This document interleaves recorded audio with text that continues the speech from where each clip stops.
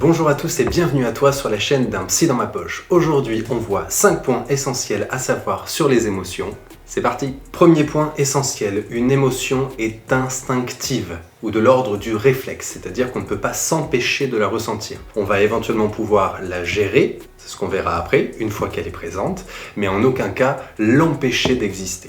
Comme on l'a dit dans la vidéo précédente, l'émotion n'est qu'un signal qui nous renseigne sur un besoin, satisfait ou insatisfait. Il va donc falloir l'écouter. Un deuxième point important, une émotion est fugace et d'une durée brève. C'est ce qui fait la différence entre une émotion et un sentiment. L'émotion va durer au maximum quelques minutes, alors que le sentiment va être quelque chose de beaucoup plus entretenu dans le temps. Il me semble que c'est Christophe André qui nous dit que le bonheur, c'est prendre conscience de la joie que l'on ressent. Ce qui fait donc que tu vas rester dans un état émotionnel sur le long terme, c'est souvent plus une réactivation émotionnelle qui peut soit venir de l'environnement, soit venir de tes propres pensées. On y reviendra parce que ça a une importance capitale dans la régulation émotionnelle. En point numéro 3, une émotion est subjective, c'est-à-dire qu'elle dépend du sujet qui la vit. Par exemple, sur une même scène d'agression dans la rue, certains pourront ressentir de la surprise, sauf si c'est quelque chose de courant auquel tu es habitué, de la peur,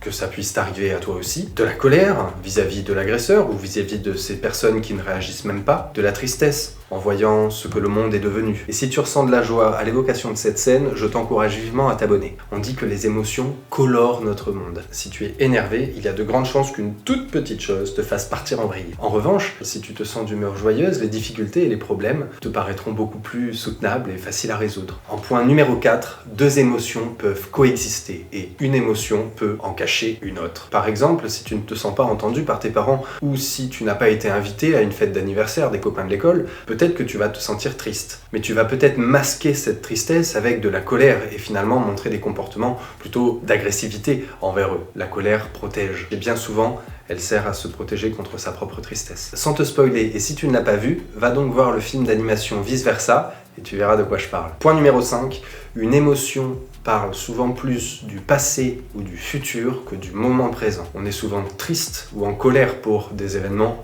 passé. En ce qui concerne le futur, je vois tout un tas d'ados avec ce qu'on appelle une anxiété d'anticipation. En gros, c'est être flippé à l'idée de l'examen qui arrive. On a dit qu'une émotion était surtout là pour te permettre de réagir à une situation.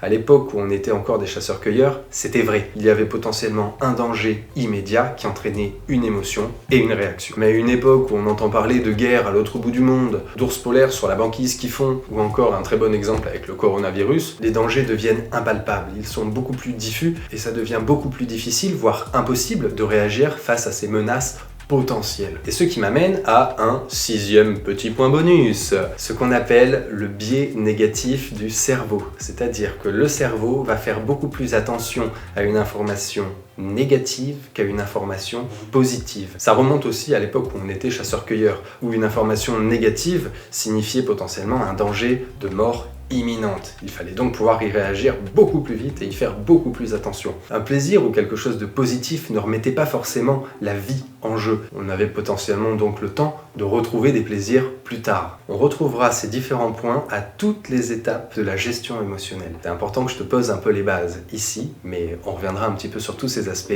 dans les vidéos suivantes. C'est tout pour aujourd'hui, je te retrouve la semaine prochaine pour quelques petits outils qui te permettront d'identifier tes émotions. En attendant, tu peux t'abonner et jeter un œil aux précédentes vidéos de la chaîne. Comme d'habitude, je te laisse avec des citations. Prends soin de toi, à plus!